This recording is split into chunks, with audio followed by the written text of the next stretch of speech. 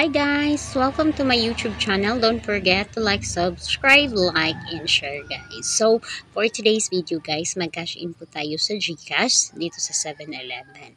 But sadly guys, pag-click po natin dito sa ating click na kiosk sa 7-Eleven, hindi po siya nakapag-proceed because yung GCash po dito is unavailable. So, paano po natin makapag-cash in tayo? And then need na po talaga tayo na mag-cash in. So, meron tayong alternative dito guys, which is yung ating Paymaya. So, dito sa click or sa kiosk ng ating 7-Eleven is wala naman po siyang Paymaya. So, punta tayo doon sa application ng ating Paymaya po guys. So, i-demonstrate ko din po sa inyo. So, dito sa inyo pong apps, okay, so cash in.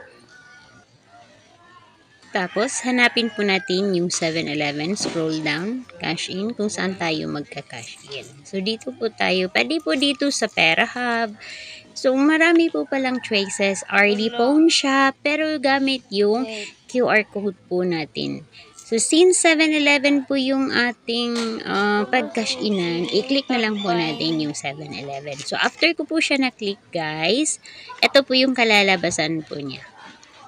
Okay, so nag-ano siya. Okay, so cash in from 7-Eleven, so amount, and ilagay po natin and continue. So meron na po yung barcode. So yung barcode po guys, ito po yung ipe-present natin sa ating counter. So sila na po yung magkakaroon. Siyempre magbabayad po kayo dito, and after magbayad po guys, yan na pong kalalabasan. So, wait po natin. Agad-agad po yung magre-reflect. So, alam nyo po guys, magkano po yung charge dito? 7 pesos. So, instead of, sa GCash kasi, that's 1%.